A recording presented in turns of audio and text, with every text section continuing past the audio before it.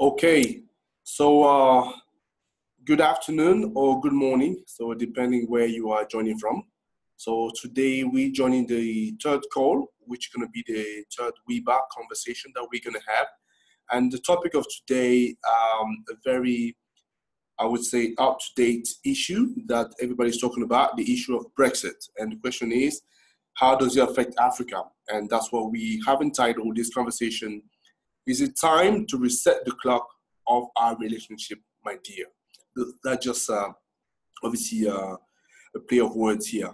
So first of all, if I can just recap and say that WeBar, it's simply a forum for us to be looking at both the opportunities and the challenges that the African continent face and looking at solution against the backdrop of geopolitical events that are affecting us.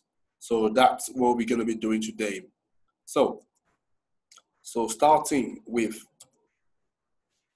house rules as usual. So I'm going to ask you, please, to keep your camera and microphone turned off so that don't disturb other people.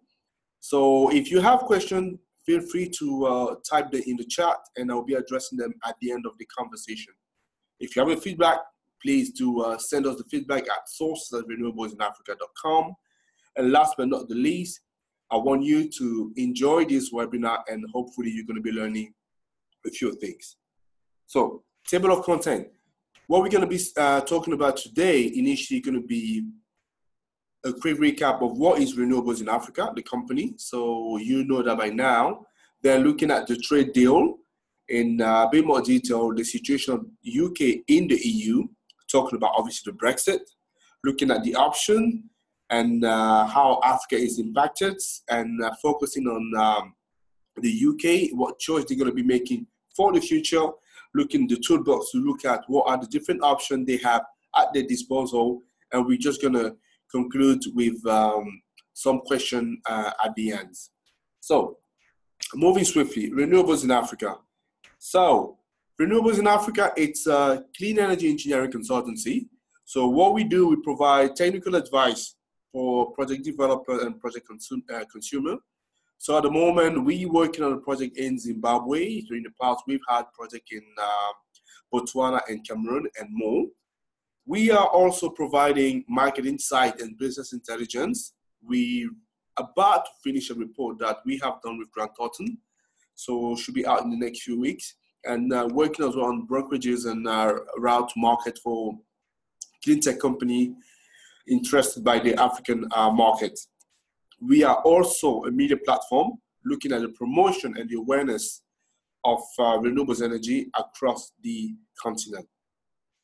Okay, so looking at the trade deal. So we covered that last week, but a very quick recap, a trade deal is nothing but a commercial agreement between countries looking at their trade relationship, and it could be bilateral if you're looking at two countries or multilateral if you're looking at more than two countries. So what we have seen recently in the news this week was a very famous trade agreement, the NAFTA, that was renegotiated between the US, Mexico, and Canada. Now, why are we looking at the EU deal? So I said that as well last week. EU is the biggest trade partner for Africa. And also you want to be looking at where does clean energy sit within all those strategies. So if you're looking at the graph on your right, so I will want you to look at specifically where the UK sits. What we can see here is that the trade volume between Africa and the UK sits at about $36 billion. So you could say that that's not bad at all. But in fact, this figure has been dropping significantly from 7% back in 1990s down to 2% only now for 2018. And if that's for the UK export. Now, if you're looking at the Africa import, obviously what Africa is sending to the UK, it's about the same drop. So from 7% in 1990s to 2% in 2017. So the UK economy, I would say, doesn't have Africa at the moment as a main trade partner. So that's just the reality. So now looking at the situation of the UK inside the EU, we also covered a big part of that last week. So as part of the EU, so there are two main frameworks to engage with the African continent. Initially, we have the Lomé Convention that ran from 1976 all the way to 1919, and then the Cotonou Agreement. For the Lomé Convention, so we were looking at two groups. On one side, the EEC, European Economic Community, and the ACP. You're looking at Africa, Caribbean, and the Pacific. There were actually two set of interests here. So we're looking at the duty-free exports and providing preferential access to some goods and products coming from ACP countries, and obviously aid and development. There was nothing whatsoever for clean energy here, only agriculture and minerals. Then the Cotonou Agreement, the change here was a different kind of engagement. So now we have the EU and engaging with the ACP on one side, Africa, Caribbean, Pacific, and also the EU with Africa. And the agreement was looking at the development cooperation, political cooperation, the trade, and specifically the quite famous and also controversial economic partnership agreement. So, and the clean energy was added in 2007. So, in terms of the partnership between Africa and EU, so they started by defining the framework of the collaboration in 2000. And then in 2007, what we had was, one second here. So, yes, we had as one of the priority for the strategy was to look at the environment and climate change. And that was actually materialized by two initiatives. So on one side, you have funds. IGF, for example, we're looking at infrastructure project with more than 700 million euros as a budget. And then the ACP EU Energy Facility budget. And the program, like the Africa EU Energy Partnership, looking at the SDG 7 and the Renewable Energy Cooperation Program. So UK here was a contributor just like other member states. So for the RECP, again, we covered part of that. It was launched in 2010, expired 10 years later in 2020. So that means we only have 2 years left. And they're looking at the expansion of renewables energy and with some targets that were listed there. So the program had 4 pillars, looking at the policy advisory services, the cooperation with the private sector, investing in flagship projects, and also innovating and developing technology and capacity. So that's what it was. And then on the 23rd of June, 2016, something happened, a very decisive vote. We had the Brexit vote that was changing the relationship, I would say. So the UK, following that vote, decided to split from the European Union, depart from the group, and follow its own way. So that's what has been now called the Brexit. And since the last 2 years, so the UK is really involved into various type of discussion. So I would say this is not only a European drama or European divorce. This also has tremendous impact on the worldwide level, and specifically for Africa, as we're talking about here today. So let's look at the impact. So the whole issue regarding trade, obviously, the whole issue, it's about whether or not the UK will still decide to be part of the customs union with the European Union. So there are two options to understand here. If the UK decides to stay within the customs union, it means the same custom policy will be applied. Most likely we're going to have the same program, the EPAs, the renewable energy program as well. And then quite striking here, I'm not sure the UK will be able to then negotiate separate trade deal. So yes, so that's quite an issue. The other option, obviously, is to opt out, meaning that now the UK can design its own policy and negotiate separate trade deal. Then the question becomes, what happened with those agreements that the UK signed with other partners before, the renewable energy program? What happened? So that's important to find out. So I would say we have had some hints from the recent trip that Theresa May has made into the continent. And if you remember, so if you've been following the news, the trip has attracted a number of headlines. And one of them was this, obviously, Theresa May dancing. So I'm not sure how effective that would be for the negotiation, but at least I would say that's putting a smile on the face and certainly charming some trade partners there. So a bit more seriously though, there are three pillars that most likely will define the new approach that the UK is going to have. Initially, you're looking at increasing bilateral trade. Remember, I said that was 36 billion in 2015, but that was only 2% what it used to be, right? So the UK is seriously looking to boost that up. And also maintaining the EU arrangements. So the EPAs and the Renewable Energy Corporation Program. And this for me is quite important for African nations to realize. And that should, to some extent, reassure them. Because the whole issue is about African countries maintaining access to the EU market and also maintaining as well access to those investments coming from the EU in order for them to develop various industries, including clean energy, which is very much still a new industry and needs some financial, I would say, support here. Oops. Then what Theresa May also said here, so they want to spend British aid budget for British interests. So there is no real surprise here.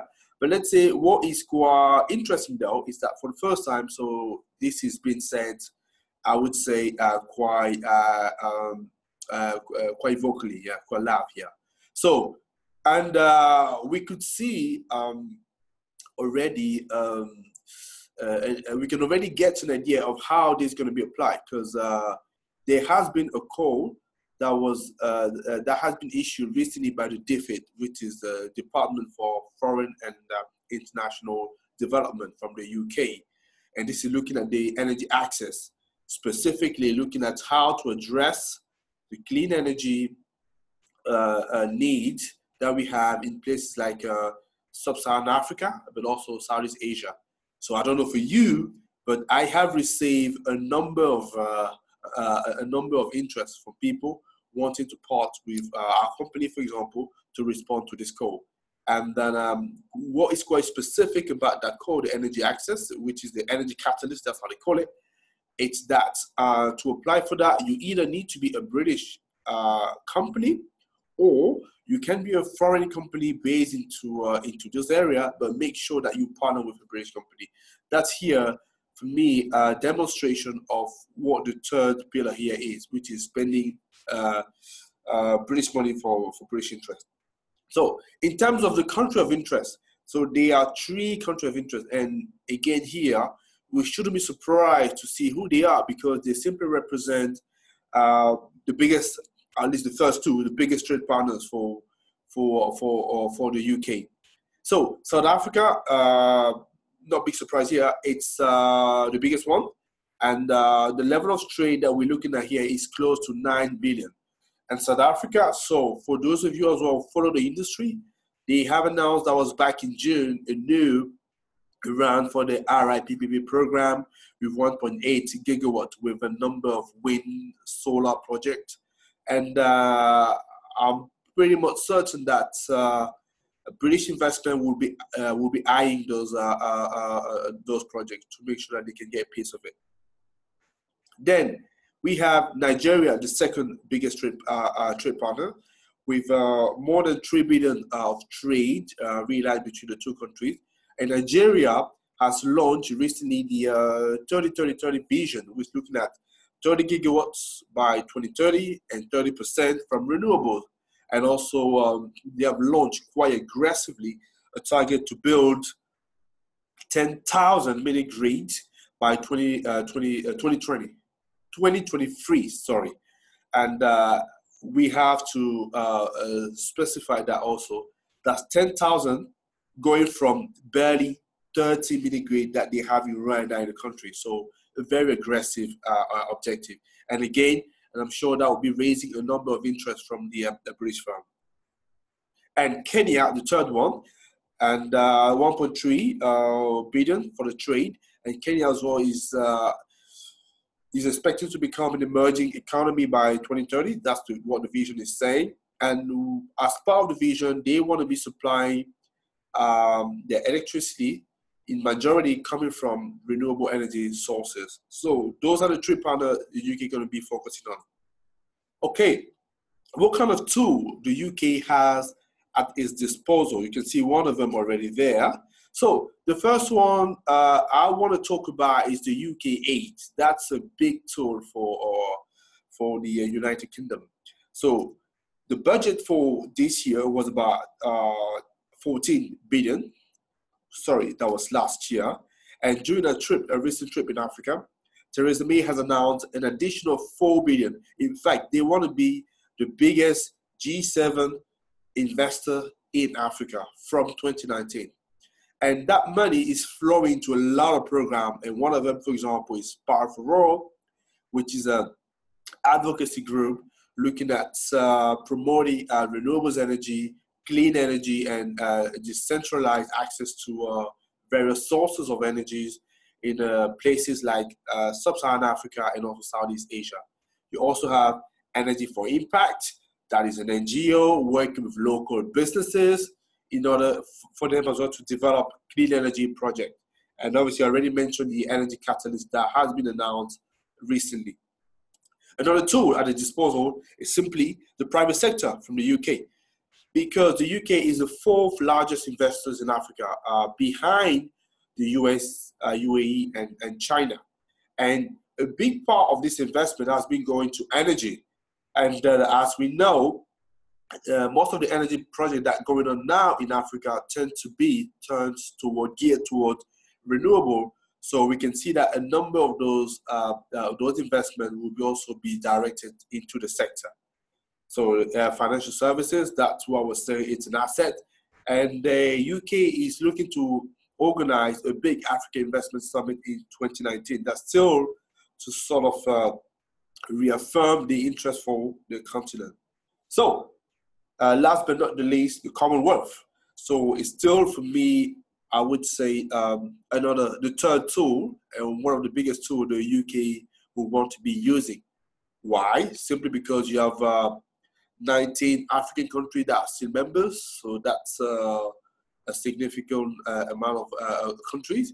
Obviously, there is a shared history there, even if that has been tragic at times. And also, there's also some values that could be shared. So tapping into that, I'm sure the UK will be using that to play that at their advantage. So in conclusion, what can we say? We can say that Africa should be watching very carefully what is happening in the Brexit negotiation, because that has a direct impact in the way that the UK, but also the EU, will be engaging with them. We certainly want to be looking at renegotiating the EPAs, because there have been a number of issues linked to them, and obviously the other clean energy agreements, to see how we can strengthen them and get more out of them, I would say. And also request some guarantees from the UK in regards to our future relationship, to make sure that not only the interests of the UK, but also of Africa are preserved.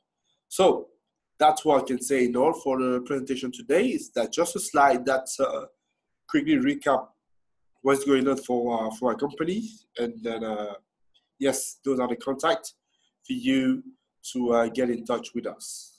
Okay, thank you. So I'm just now going to be taking some questions.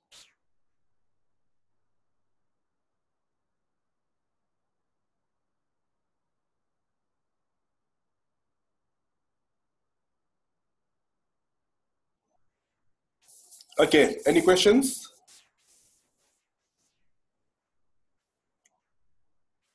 Okay, let me look at the first questions. So,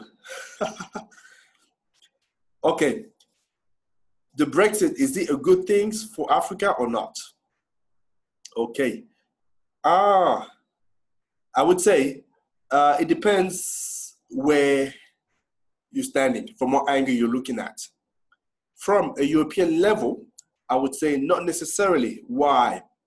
Because if we're looking at the program that are involving Africa for the sector, we have the RECP.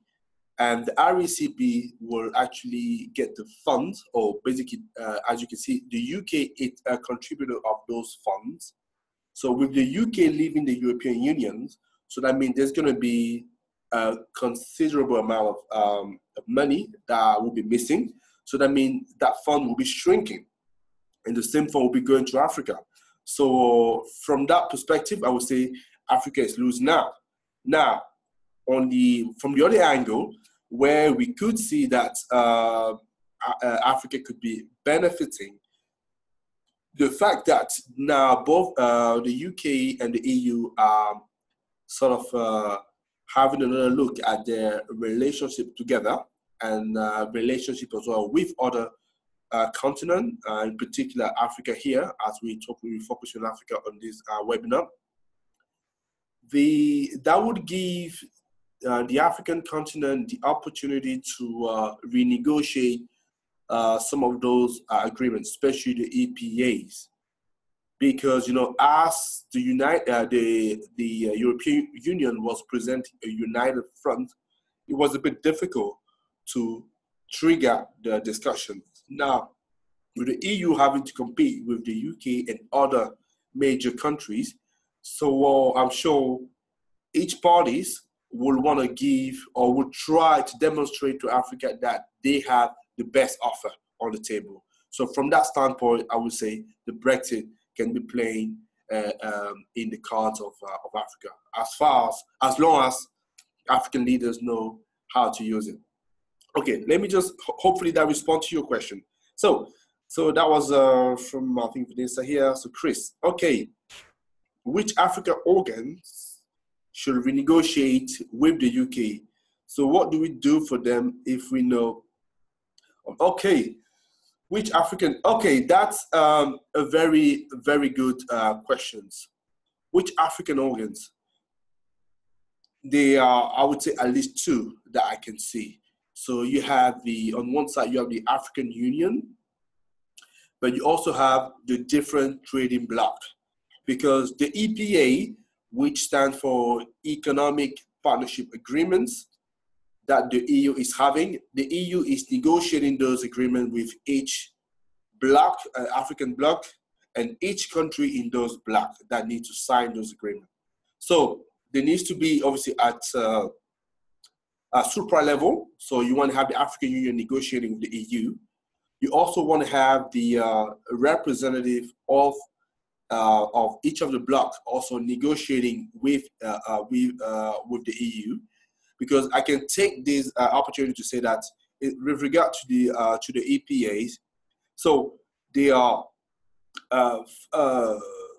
4 blocs, four blocs mainly in Africa, and at the moment there is only there's 5. Yeah, there is only one EPA that is applicable, which is the one between the EU and the Southern Africa, when it's applicable, implemented.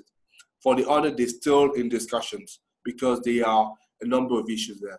So I would say those are the type of organ that need to impact them. At your level, Chris, so as a citizen, so you need to know that you are electing MPs or representatives, of the people that obviously will sit at parliaments, will engage with government, and they can influence obviously government and negotiation team in order to impact their negotiation. So it's fair to say that you are a little bit removed. That's fair to say, but you can still have your impact. So let me take another question here. That's from Jeanette. If we got current micro project on the continent, where should we look? Oh, okay. Okay. If you look at current microgrid project in the continent, so you're absolutely right. So it's not easy to understand where funding should be coming from, because the funding can be coming from some DFIs, which are development and financial institutions that are obviously financial bodies set up by different countries. So they are there to help project on the ground. So that's one of them. That's one source. You also have some program that are launched. You have, for example, the energy catalyst that the UK has launched. That is looking at project addressing the SDG 7, which is looking at the sustainable and affordable and the reliable sources in Africa. So that's another program that you could be looking at. You also want to be looking at, I would say, some multilateral donors.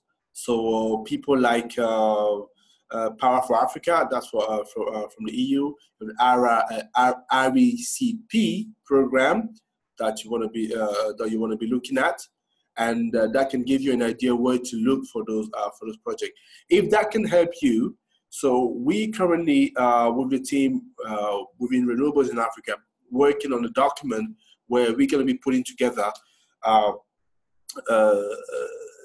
some information with regard to where people can be looking at in terms of raising money for this project, and that will be available from our website.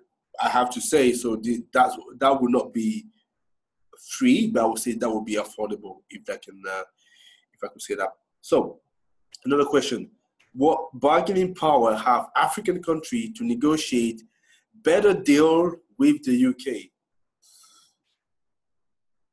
What bargaining power? Okay,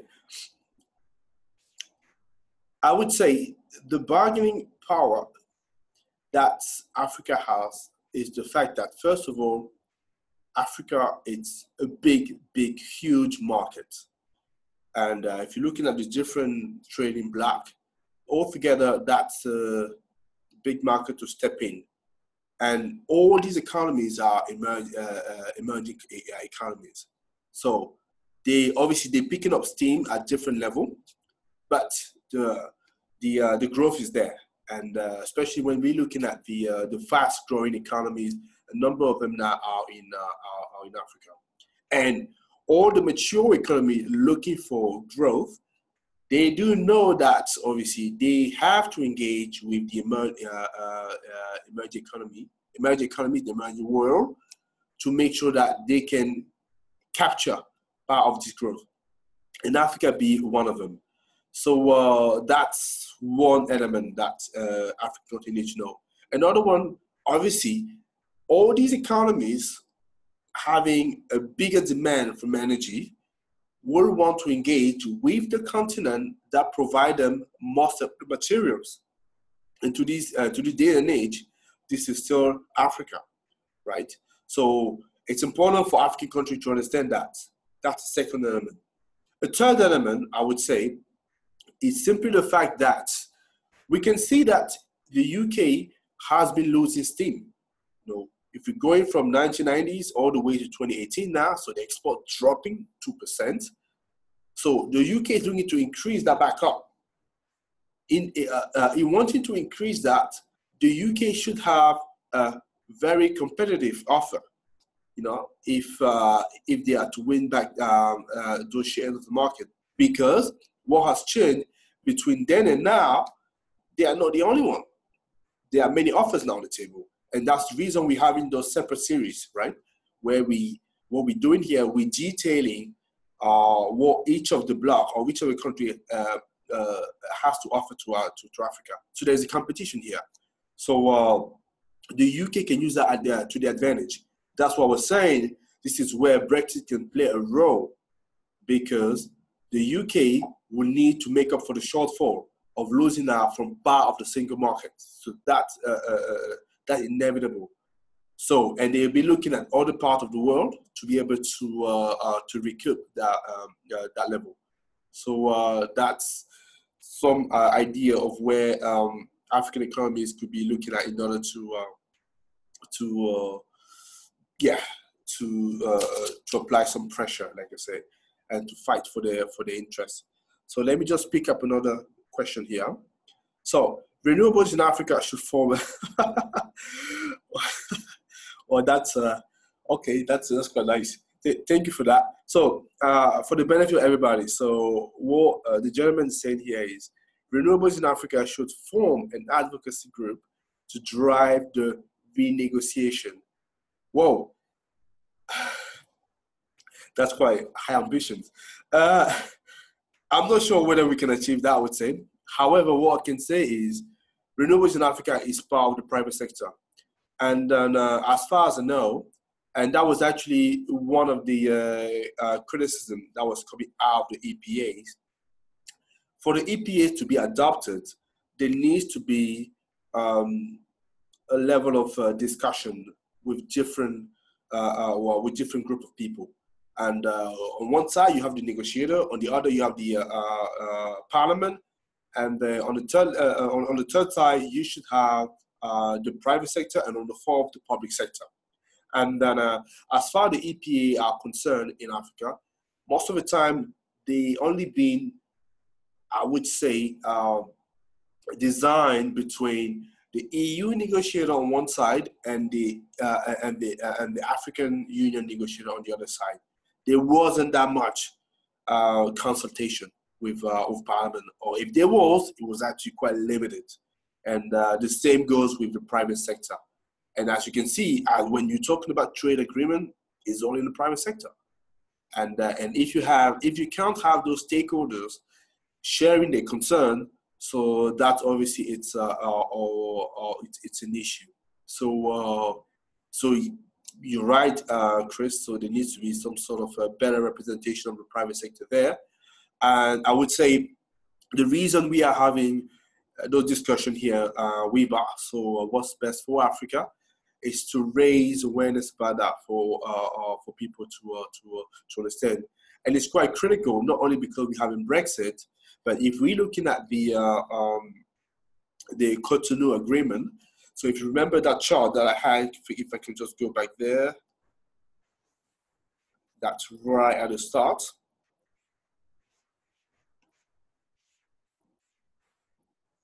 Oh, yeah, that's it. So this is for 10 years. It expires in 2020.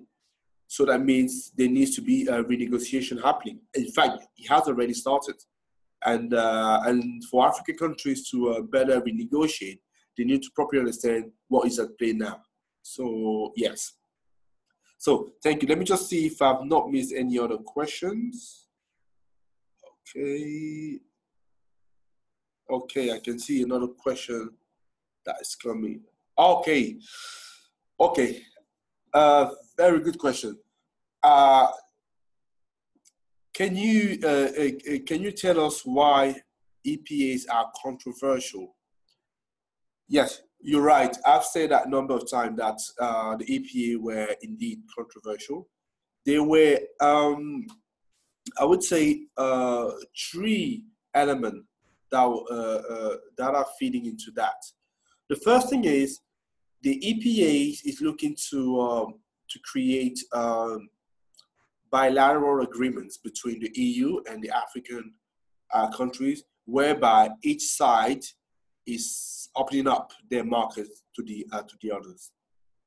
And when you're talking about opening markets as well, you're talking about also removing the tariff barrier, and it's one of the big issues for Africa. Why? Because the tariff are a big source of revenues for many countries in Africa. And then simply removing that source of revenue coming from exports from foreign countries, it's a big issue because those countries are losing out. So that's what they don't like it very much. These countries, some of the countries in Africa. Another area that was controversial was looking at the protection of industries, because when you're talking about opening up markets, so it means that in a very short space of time, you have European companies pretty much flooding the African market, and let's call it spade a spade. So those European companies have better equipment, so they have more knowledge, they have more developed product. So there isn't very much African companies then can do to compete. So there was a bit of an imbalance there. It wasn't very much a proper level playing field. And then that was another issue, especially for sectors like agriculture, where that is still very fragile in Africa. Just having a lot of country coming from outside Africa and stepping into the market could be an issue. And the third element, why EPAs were not very much, I would say, appreciated, is the fact that there was meant to be a provision for the implementation of those EPAs to provide some technical and financial assistance to African countries to rise to the challenge, and obviously and bring up the knowledge. And to this day, there has not been a lot of fund and support flowing to that level. So that's another reason why they have not been happy about those EPAs for now. So yeah, so they're quite controversial, I would say. Like I said, the majority of countries still haven't signed it, and it's only the one with between the SADC, which is the countries from Southern Africa mainly, and then the European Union. And also within the SADC, there's only 6 countries again that have signed it. So it's just a small group of countries within the SADC that has the EPA in implementation. So so that was one issue. Okay, so question: can you share the slide? So yes, I will be sharing the slides. So that will be in the next few days. So don't that's not a problem. Don't worry about that. And okay, so another question about the slide, and also how open is that's a brilliant question. How open is the British economy for products from Africa? Okay, so at the moment, as it stands at the moment, the UK is still part of the EU, and as part of the different agreements, so there is a duty-free access for a number of products. There's a preferential access, put it that way. Not all the products, but I think a number of them have access to the European market, including the UK. Now, so in theory, so the market is open. In practice, there's a barrier, and that barrier is called compliance. Because for product to be able to circulate in the UK market, they need to meet a certain level of compliance. And because a number of those products coming from Africa can't meet that, they then don't have access. So that was again another issue with the EPA, because the EPA was meant to remove the non-tariff barrier. But what we have been saying is actually in terms of the compliance of product, because African product will not meet the requirement. So in actual fact, they didn't have that much access, or very less than what they initially anticipated. So that's something that will need to be addressed. And that's the reason why there was meant to be a provision to provide some support, technical and financial. So yes, so in practice, it's open now. In theory, in theory, it's open, and in practice, not really the case. So that's so. So, any other question? One second here.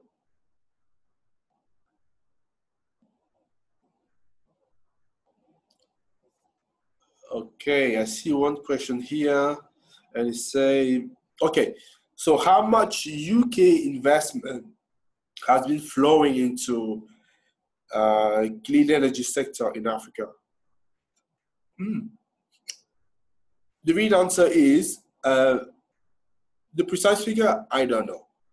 But what I can say, I think I shared as well in the presentation. That was probably right towards the end. No, sorry, just going back again. Tresemme dancing, I love that. Yes, if you're looking at these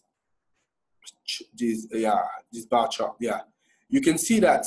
And as I say, the UK, it's one of the biggest investor in Africa, and you can see the big blue chunk here. That's energy, and that's because the total, if we're looking at that for the UK, it was about 90 million, a billion, sorry, of dollar flowing to the continent between 2003 and 2018, and half of it was for energy.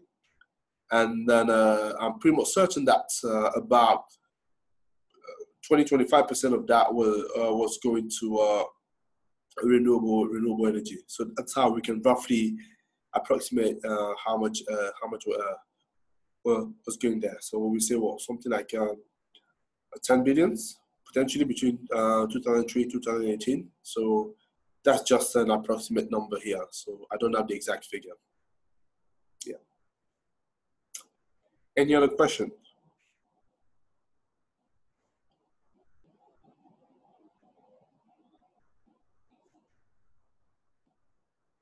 Oh, okay. Just look at that. There's two last questions. Okay. Another question is asking, why are we still talking about, if I hear that correctly, yeah, why are we still talking about UK aid as opposed to trade? Because there's no more aid needed, but more trade. This is the fair point. All I can say for that at the moment is that the UK aid or UK AID, however you want to call it, is an instrument that the United Kingdom is using to boost trade. So that's an actual fact. And I believe because the UK was part of the EU, so there was a framework to engage with Africa. And that was a framework that obviously produced things like the EPAs. So with the UK coming out, they will need to replace those programs by a program of their own that they're going to be doing. And I would say they still haven't done it to this day, and for the simple reason that they're busy negotiating with the EU, which is the biggest trade partner for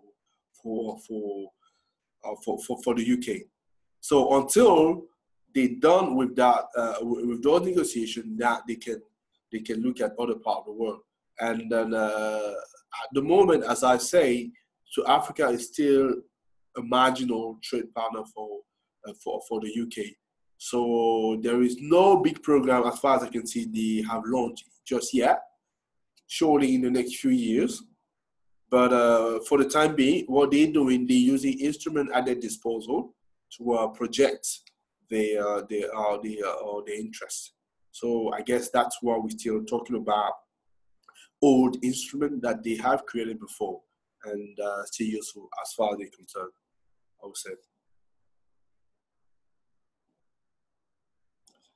Okay, one last question, and then we can think about wrap it up.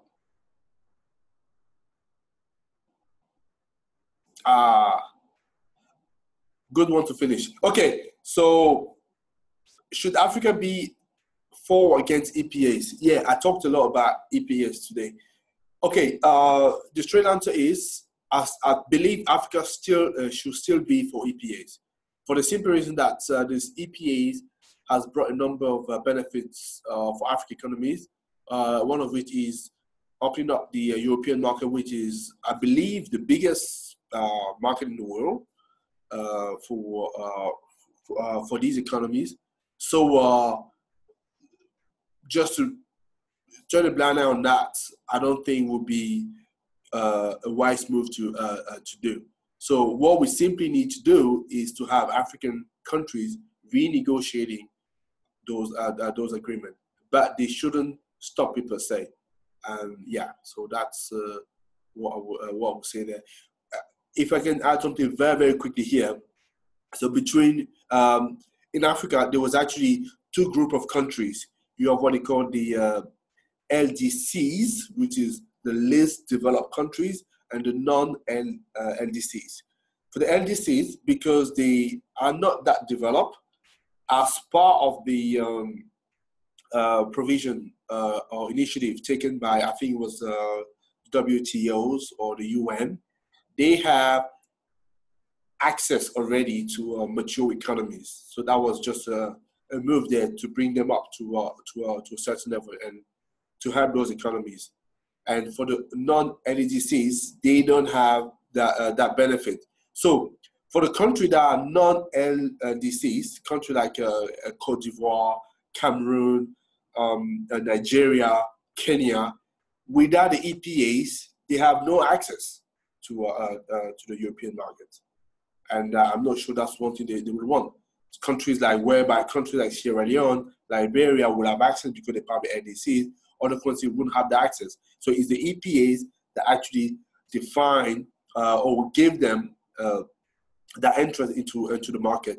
And the European Union, when it has been formed, they were quite strict about that, saying that in order for countries to have access to their market, they had to negotiate a certain level of agreement. So they almost have imposed those EPAs. So it's almost like no choice if you don't have access. But I would say it's still good to have the access because trade is vital and it's important. And you don't want to just say no to the biggest market in the world at the moment. So, yep. So that's what I can say for today. So thank you very much for attending the call. Feel free to give us your feedback. In fact, I believe I have a poll that I can launch. I'll see how it works. And then give you a couple of seconds to vote, to record that.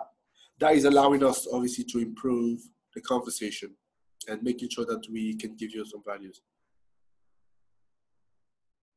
Okay, I can see one of you has already done it. Can other of you, can you do it as well, please? Okay, two. And, okay, so thank you very much for your attention and looking forward to see you for another session. Bye. Have a great rest of the week. Bye-bye.